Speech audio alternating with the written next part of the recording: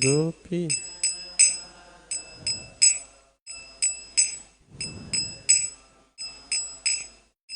Yashodanandana Brajajana Ranjana Yashoda Jamuna Tira Vanachari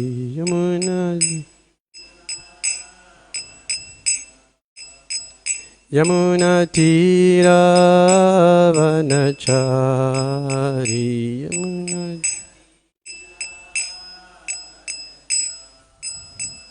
Yamuna Tira Vanachari.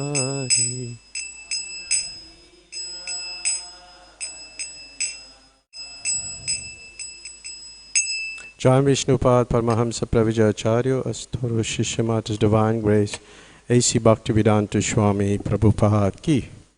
Jayam Vishnupad Paramahamsa Pravijacharya Asturu Shishyamat's Divine Grace Bhakti Siddhanta Saraswati Goswami Maharaj Prabhupada Ki.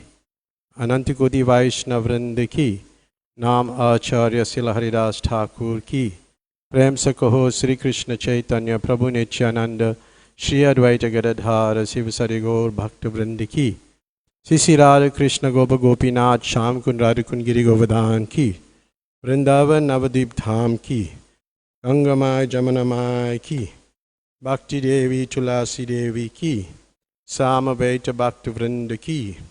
Itaya Gaur Premanande. All glories to the assembled devotees. All glories to the assembled devotees. All glories to the assembled devotees. All glories to Sri Guru and Sri Gauranga. All glories to Srila Prabhupada. Srila Prabhupada Ki. Okay. Om Namo Bhagavate Vasudevaya.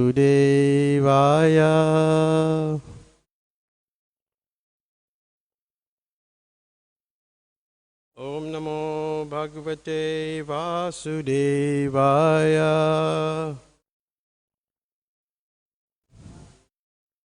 Om Namo Bhagavate Vasudevaya. So today we're reading from the Srimad Bhagavatam, 4th Canto, Chapter 4, text number 30. Suyam Durmarsha Hidayo Brahma Druksha. Suyam Durmarsha Hidayo Brahma Druksha. Loke Pakirtim Mahitim Avapasyati. Mahipasyati. Yadangajam swam purushad vidudyatam.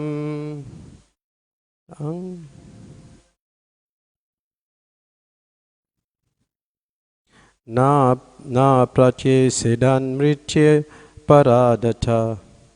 Na pratya sedan mritye paradata. Suyam durmasha hidayo brahma druksha. Suyam durmasha hidayo brahma druksha. Loke pakirtim mahitim apapasyati. Loke pakirtim mahitim apapasyati. Yadangajam swam purashad vidudyatam. Yadangajam swam purashad vidudyatam.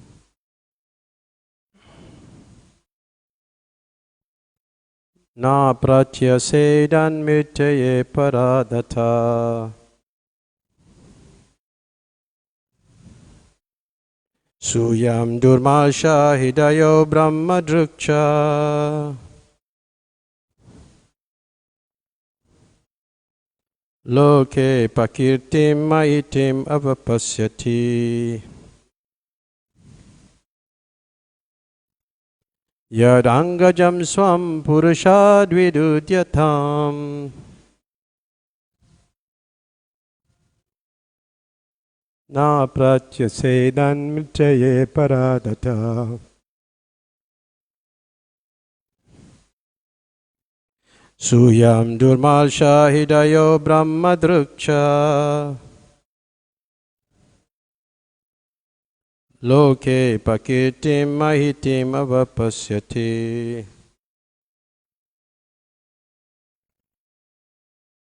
Yadangajam swam purashad vidudyatam. Na pratyasedan mitaye paradata. Suyam durma shahidayo brahmadruksha. Loke pakirtim mahitim avapasyati. Yadangajam sam purashad vidudyatam. Na pratyasedan mitaye paradata.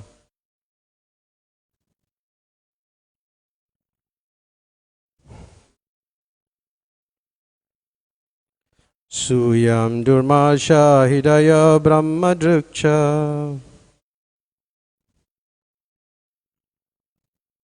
Loke pakirtim mahitim avapasyati.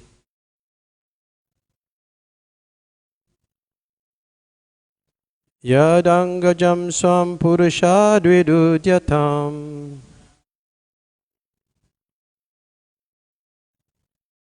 Na pratyasedan mitaye paradata.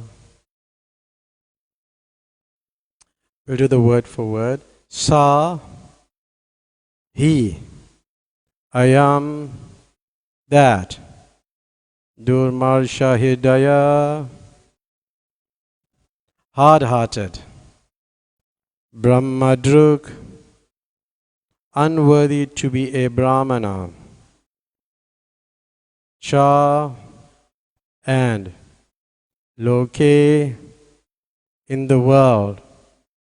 Apikirtim, ill fame. Mahitim, extensive. Avapasyati, will gain. Yata angajam, the daughter of whom.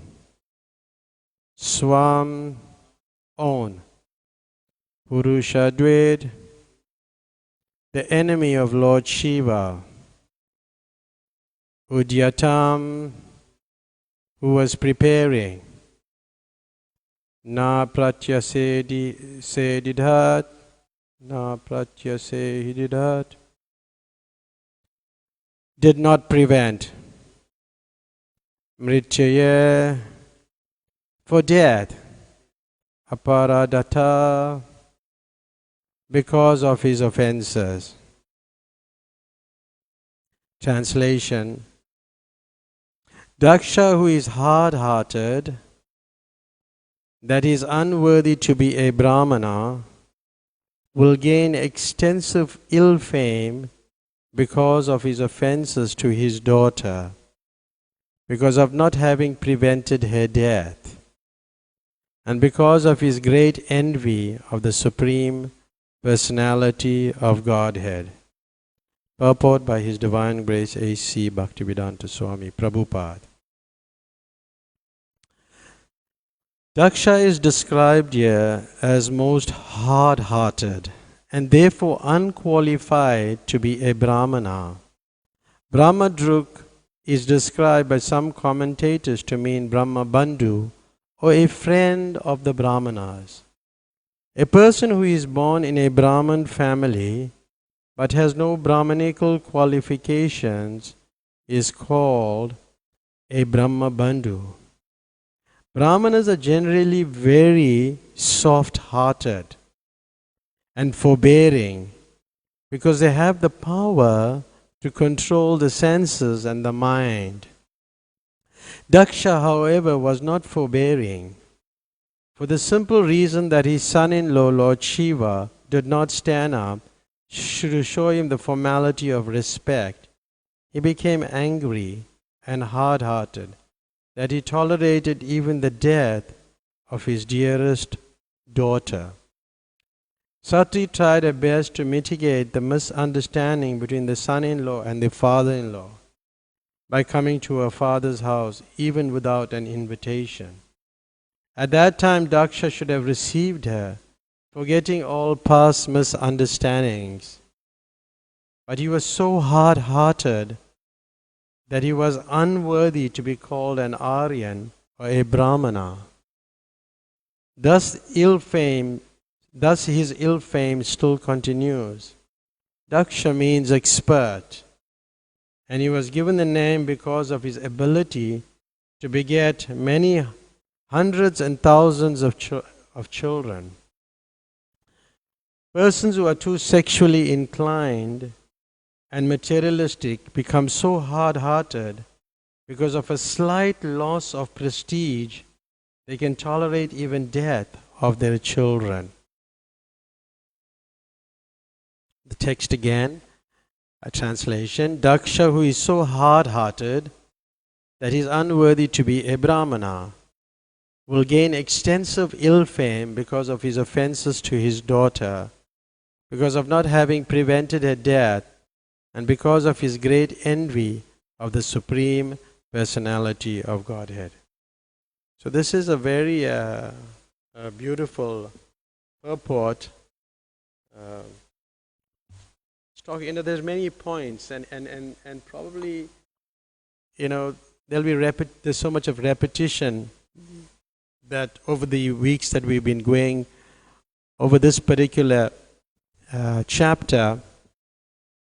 But it's very interesting, and the points that even in the translation itself, the verse itself is talking about hard-hearted. It's talking about ill fame, offenses, envy. And in the purport, Srila Prabhupada also talks, he gives the opposite of the hard-hearted and what the qualifications of a Brahmana is. And how does a Brahman behave? And this is, I found that very interesting last night when I was reading this particular purport. And Prabhupada writes in this purport and in other purports about what a Brahma Bandhu is. Means persons who are born in the family of Brahmins but who do not follow the rules and regulations carefully. That's what it means. It's in another purport that Prabhupada writes it like that. And Daksha, he proved himself to be a Brahma Bandhu. Because he was born in a great family, his father was Lord Brahma, but his treatment to Lord Shiva was not exactly Brahmanical. And therefore, he is not considered to be a perfect Brahmana. And when you look at the qualities of a Brahmana, that's given in the 18th chapter, text 42 of the Bhagavad Gita, Samo Dhamastapa Socham Shantir Arjavam Evacha Jnanam Vijnanam Astikyam Brahma Karma Swabhavajam.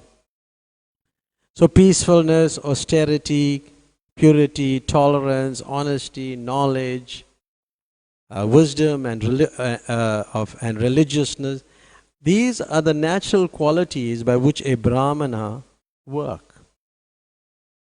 So these are the qualifications of a Brahmana, and a Brahmana is soft-hearted. That's a quality, and more so if one is a Vaishnava and is taking Brahman initiation and doing service to the deity, he's naturally very soft-hearted. So these are some of the qualifications of a Brahmana, and we find these qualities somewhat absent in Daksha. Although Daksha means one who's expert, but still these qualities are absent, and these qualities may take a while to develop, like peacefulness, self-control, purity, tolerance, honesty. These are difficult to develop. It's over a period of time. And sometimes people see us and they say, but these people are not peaceful. And we'll be surprised that materialistic people can pick up these qualities in us. That they pick up these qualities in us. And we have to be very, very careful on how we interact with the outside, with the public, because they are looking for these type of qualities. But we may not have all of them, but it's work in progress. Still, we should be very careful. But in the text itself, envy is spoken of. And what is the definition of, what is our understanding of envy? What is our definition? If somebody asks you, what's envy? How would you respond to that? Envy. So envy, Prabhupada's definition, I said it many times, it's very simple. He said when you don't like somebody. When you don't like somebody. We may not like what the person is doing, but does not necessarily mean we should not like the person. The person may have some shortcoming, but that doesn't mean that we be envious of him. So because naturally when you don't like somebody, you're bound to pick up faults on him. You're bound to find faults on him. And so similarly, like Daksha being envious of Lord Shiva's position, naturally would find fault. And we see that fault finding is not a very good quality to have. But for correction purposes, if somebody finds fault with you, like for myself, I don't mind, because I look at it as correction. But I think, not everybody will be able to do that. But you have to look at it like that. It's a correction, and then it's helping you to improve yourself. So envy, so that is, that we should have to be very careful about it. How we separate, like how in the Bible it's put, you hate the sin and not the sinner. Something like that. You hate the sin but not the sinner. So, and Prabhupada writes in the 9th canto of the Srimad Bhagavatam, and he just points it out, that everybody in the material world is envious of someone else. Everybody. Even in religious life you find that. Even you sometimes find devotees who advance in spiritual activities, other devotees are envious of them. You'll also have that. Why? Because such devotees are not completely freed from the bondage of birth and death. Therefore, as long as we are not completely free from the clutches of birth and death, then we cannot really enter the spiritual world. And envy is something that we have to work at. So my question to you is, how would you become free from envy? How would you become free? What is the because we find people who do lots of service are also still very much more envious sometimes. They get more envious. So what is the how would one become free from it? Anybody try? Yes, Prabhu?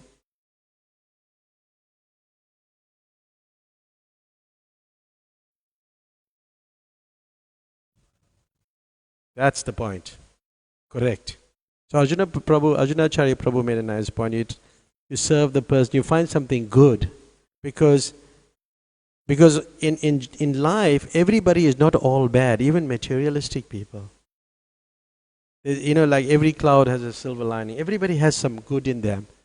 And the fact that you identify some good quality in the person and you magnify it and you glorify the person because of his good qualities, in that way you'll become free from envy. As Prabhupada said, you must give credit where it's due.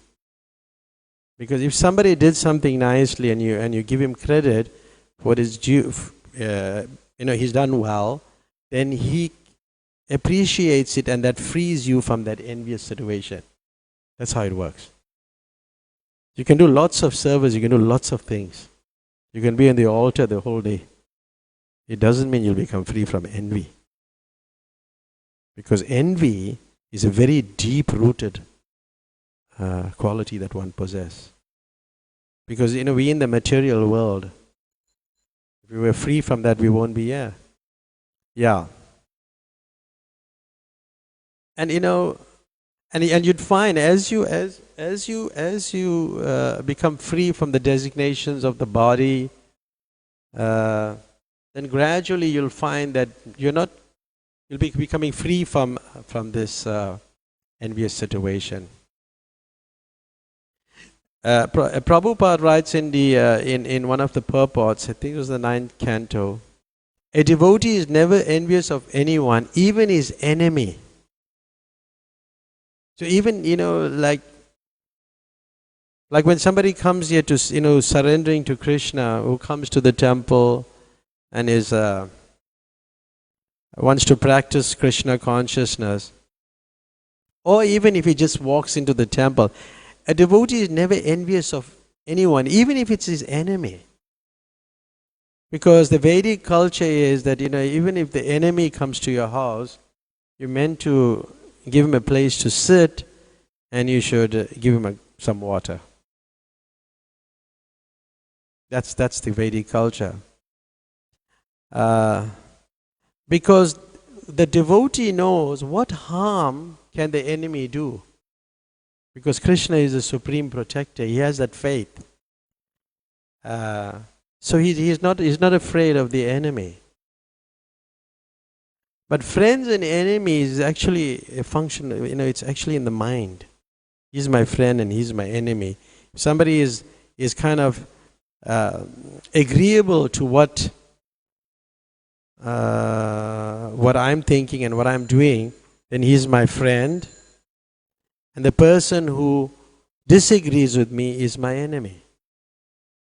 And that applies to every situation.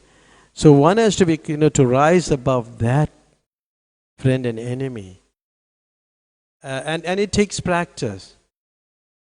As Krishna says, "Yeya tamam prapajante tam stateva bhajami ham mama vatu manuvartante manusya partha sarvasaha." As you surrender unto me, I reward you accordingly.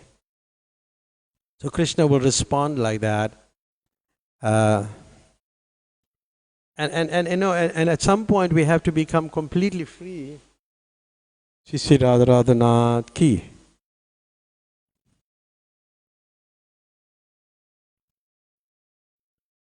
And a devotee has to be completely free from envy, especially to other devotees, as Prabhupada writes it in his purport.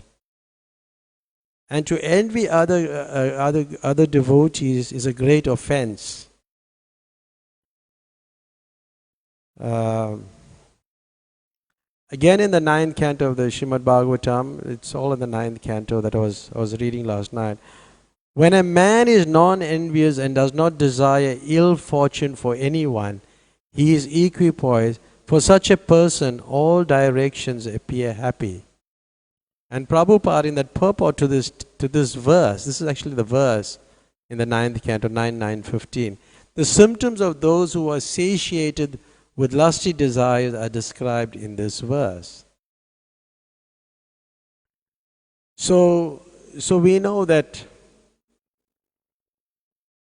we have to become free from lust, and it's not an easy quality to overcome, because We've been in the material world for for lifetimes, for millions of lifetimes, and we're suffering from this. But I was just thinking, sometimes it's so difficult to separate the sin from the sinner. It's difficult to separate the sin from the sinner. It's like you can't separate the sun ray from the sun. It's like that. So sometimes it's very difficult. But we have to have that understanding. There is a difference between the sun ray and the sun. So there is a difference when one separates the sin from the sinner.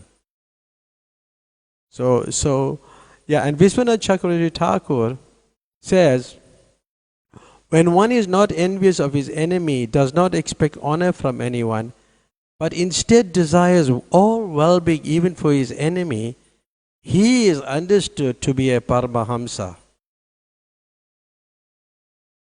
So, Paramahamsa stage, a perfect swan, it's a high stage. And that stage, Vishwanath Chakravarti Thakur says, one who has subdued his who has fully subdued the lusty desires for sense gratification. Then there's a very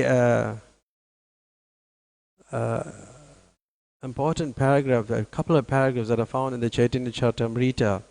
One should simply instruct everyone he meets regarding the principles of Krishna Katha as expressed in Bhagavad Gita as it is, and Srimad Bhagavatam.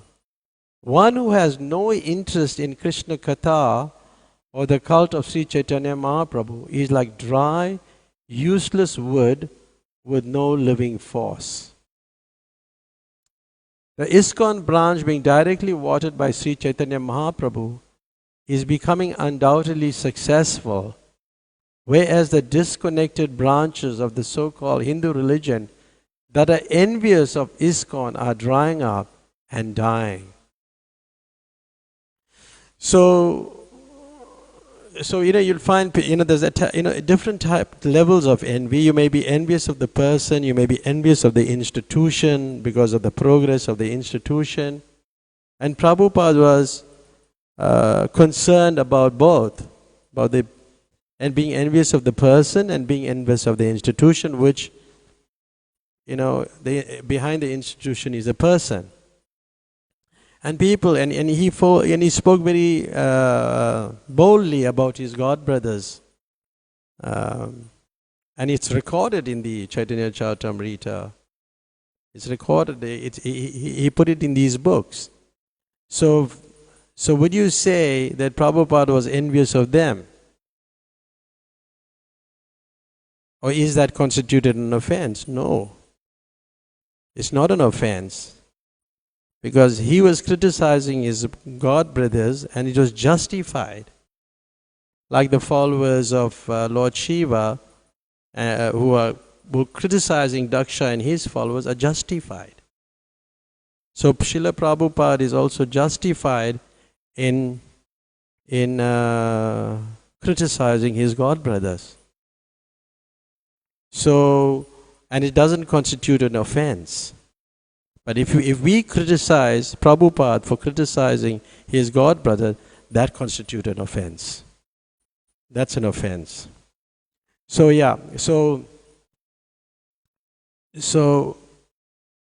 generally Vaishnavas are not very envious or are not envious. And they are very joyful. They like distributing the holy name. They want everybody to become conscious of Krishna, and they're very happy. And when a Vaishnava, one who is envious of the success of a Vaishnava, is certainly not a Vaishnava himself, but is an ordinary, mundane man. And that's according to Srila Prabhupada, that he writes in his purport. Because why should a Vaishnava be envious of another Vaishnava who's successful And Prabhupada was speaking about himself, who is successful in spreading the holy name of the Lord.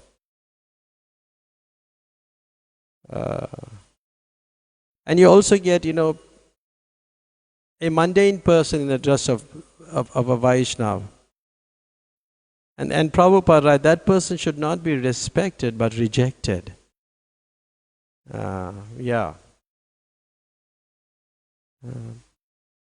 Because there's a we can't associate with everybody. Even if you live in a temple, you can't associate with everybody.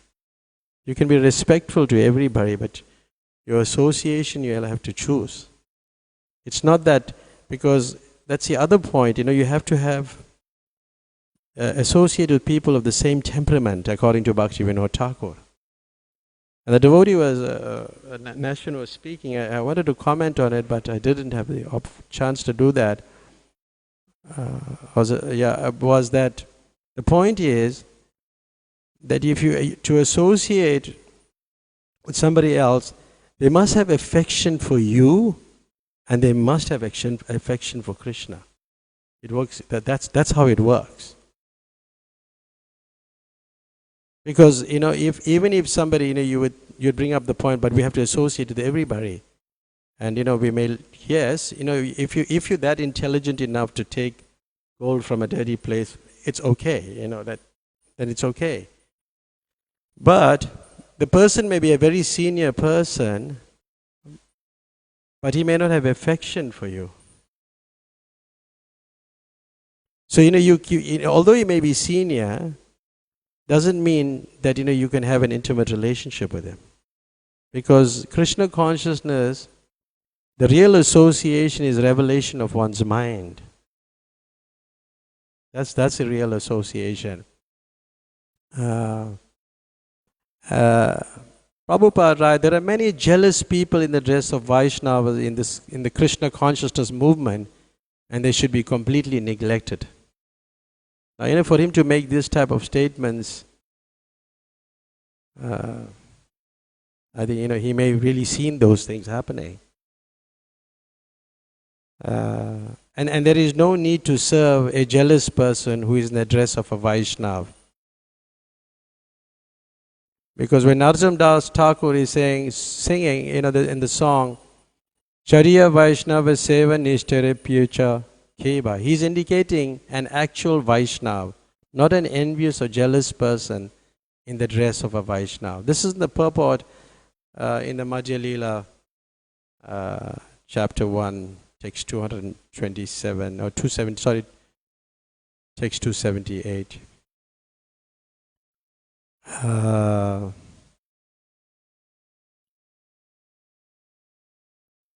But just like a Vaishnava is very cautious about reputation. He's the example of Madhavendra Puri comes to mind.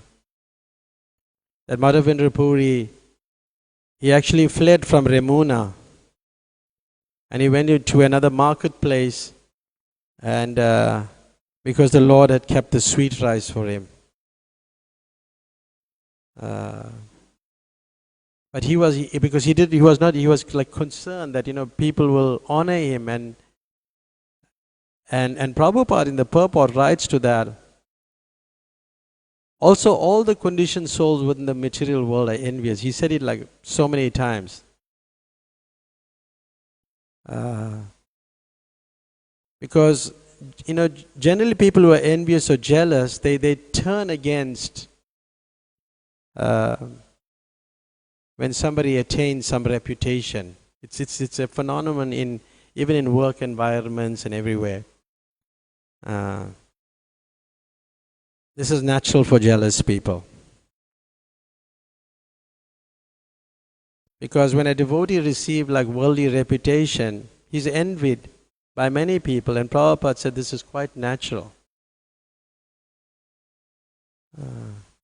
But we have to become free from this, and becoming free from these, we can speak so much about that, but becoming free from it requires associating with people who really possess these qualities, and really following very strictly the orders of the spiritual master.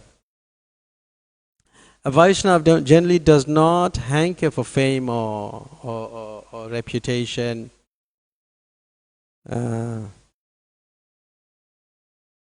But still, he wanted to, Madhavendra Puri wanted to cover his real identity but then Krishna, wanted him to be glorified. And when he received that sweet rice, he was in ecstasy. So that comes to the point, next point we're going to discuss about being hard-hearted and soft-hearted. So to experience this ecstasy, one has to be soft-hearted. Now, if we are hard-hearted and like in the case of Daksha, he was here in the purport, he was so hard-hearted that he could also, he could witness even his daughter leaving his body, and he felt nothing about it. But Prabhupada writes some interesting points. One about misunderstanding, and that's another point that we have to.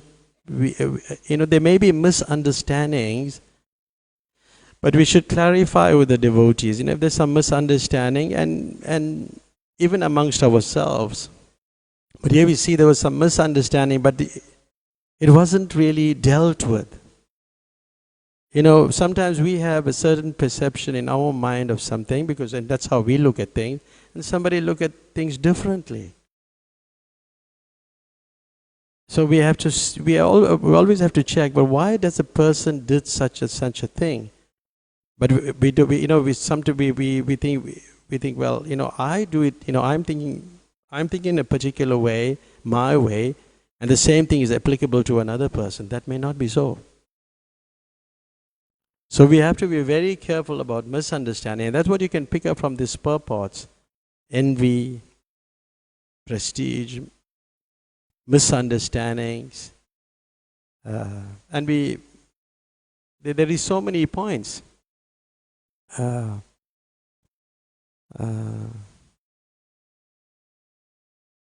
what is the nature of a Vaishnava? And in Bhaktivinoda Thakur says, as long as his family remains favorable to devotional service, a Vaishnava remains soft-hearted towards his wife and children.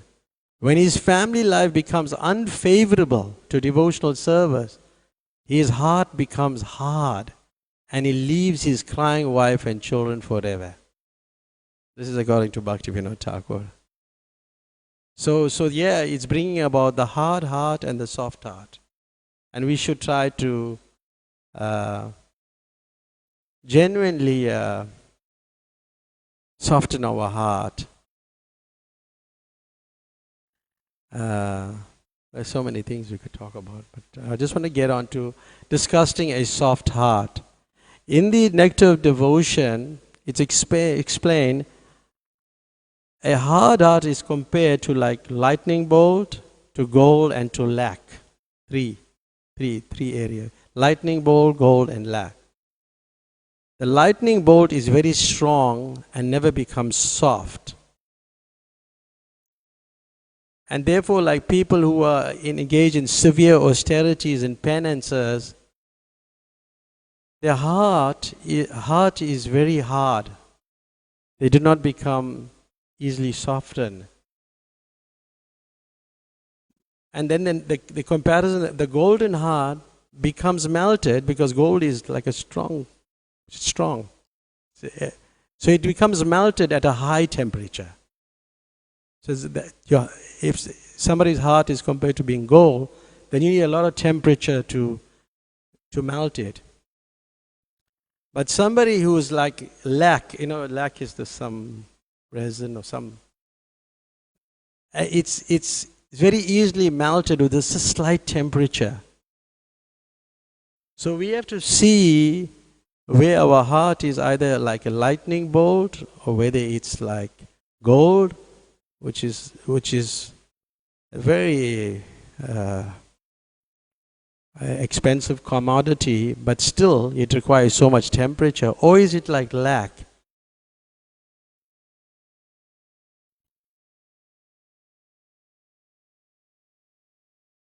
Add metals, okay, correction, but that's the Bhagavatam, I mean the Prabhupada writes, similarly the hearts of those engaged in severe, okay, he says the heart is compared to a lightning both gold and to lac. Okay, so they add other metals into it, becomes hardened. Okay, fine. But still, it's regarded as gold, and then, this is the comparison we're making, but you need high temperature to melt it. So similarly, thank you very much, Acharya Prabhu. Gold is valuable. Yeah, valuable. Yeah. So this heart that Vishwanath Chakravarti Thakur gives in a commentary in the 11th canto, which is written by the compiled by the disciples of Prabhupada, talks about how the heart should be.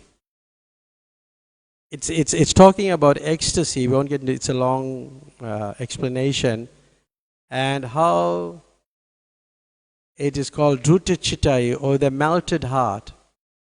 One's heart is melted by the fire of anxiety to see the Lord, and it's in that anxiousness to see the Lord, it becomes like a Jambu Nadi, a river of rose apple juice. It's a nice comparison. Rose apple juice. So yeah. But we find that our heart is steel framed. And in the second canto of the Srimad Bhagavatam, it's talking about the heart being a steel frame. Certainly the heart is steel frame, which in spite of one chanting the holy name of the Lord with concentration, does not change even when one displays such signs of transformation as tears in the eyes and ecstatic standing of the hairs on end. Now, Prabhupada given it's extensive purport, but we don't have time to go through the purport. But the purport is showing how our heart becomes hard, and we don't experience these symptoms. Because we must understand in the basic principles of Krishna consciousness or discharging devotional service, as our chanting of the Hare Krishna mantra, we all try to experience some ecstasy at times, but we may not find those signs of tears and hair standing on end. We don't probably not experiencing. Maybe some of you are, but in general, it's not such it requires a lot of practice. And this is perspiration, standing, hair standing on end, faltering voice, trembling, tears. But these are all discussed in these symptoms are discussed more in the Nectar of Devotion and the Chaitanya Charitamrita. These are different symptoms. And sometimes we find that people imitate advanced devotees, and they may cry, or they may roll on the ground, and Vishwanath Chakravarti Thakur accuses these imitators of being stone-hearted men, hard-hearted men. So somehow we have to come to that higher level of Krishna consciousness and the stage of bhava, because the challenges, as we progress from Shraddha to Prema, we're going through all those different levels, and the heart is hard. And it's difficult, it takes a long time. Even at the level of Nishtha, when somebody is like on the level of that fixedness or steadiness, still the mind runs away to material things.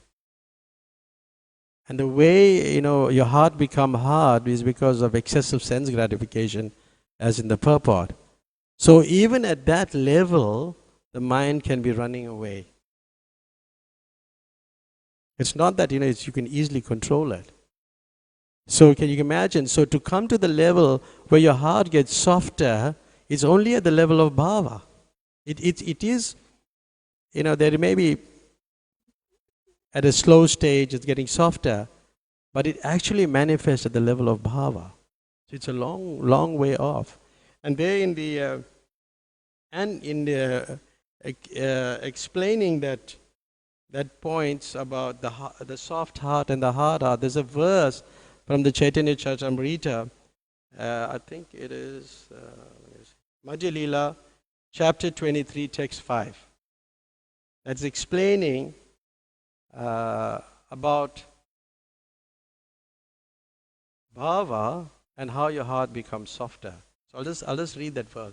When devotional service is situated on the transcendental platform of pure goodness, it is like a ray of the sunlight of love for Krishna. At such a time, devotional service causes the heart to be softened by various tastes, and one is then situated in bhava.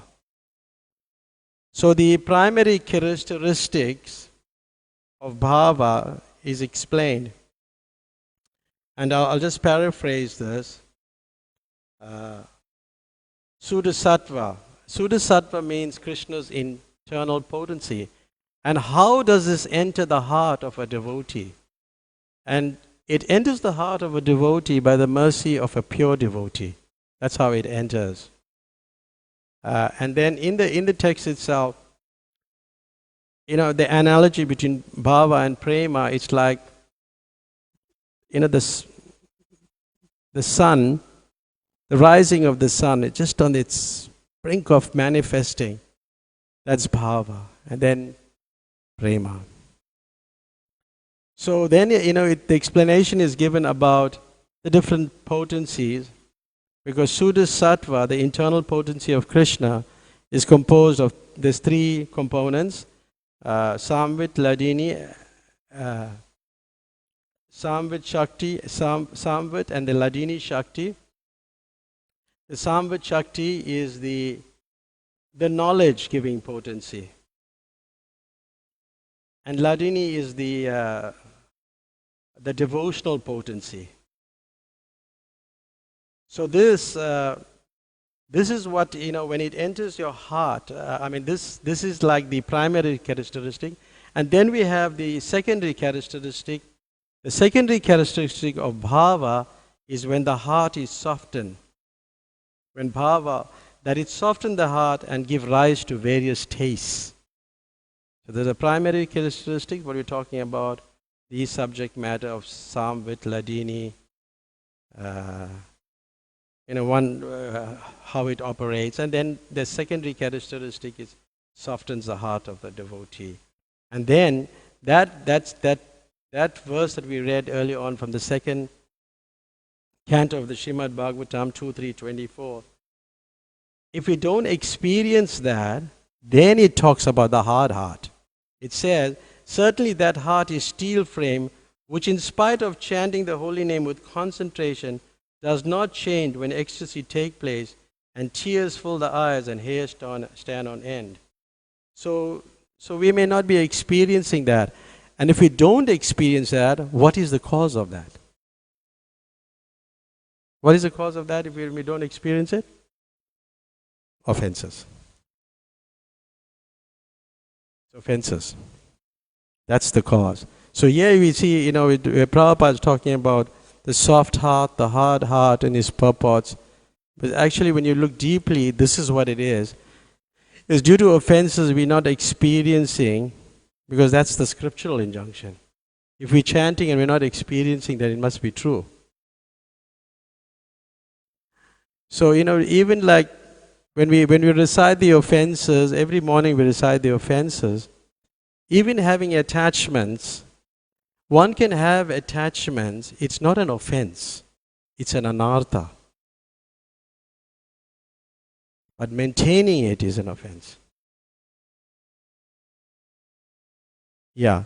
So we have to work on our own Krishna consciousness. We're all suffering souls. We're coming here. We are here. We're practicing. We're trying to do our best. But we pray one day we come to this level where our heart become more softened and we experience these ecstasies. Thank you very much. Hare Krishna. We've got 5 minutes for questions or comments, or anybody would like to make comments. There's, I think, the microphone. Like to say anything?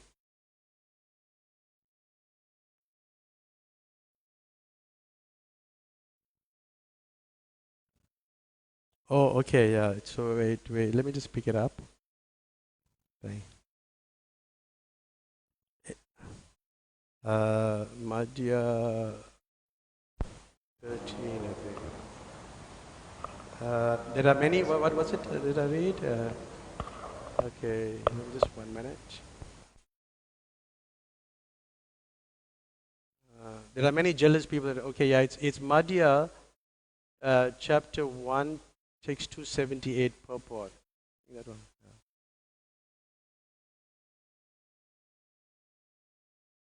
Yeah. Yeah, 1 278. Yeah. Anybody would like to ask anything? So if we conclude, thank you very much. Hare Krishna. Srimad Bhagavatam ki. Srila Prabhupada ki jai.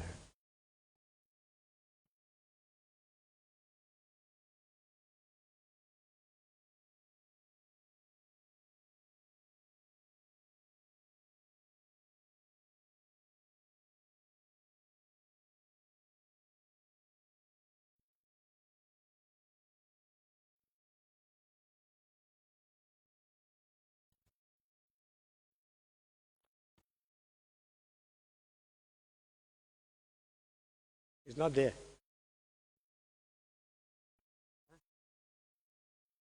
Oh, okay. I'll just check it out because I'll check it out and let you know. What did I say there?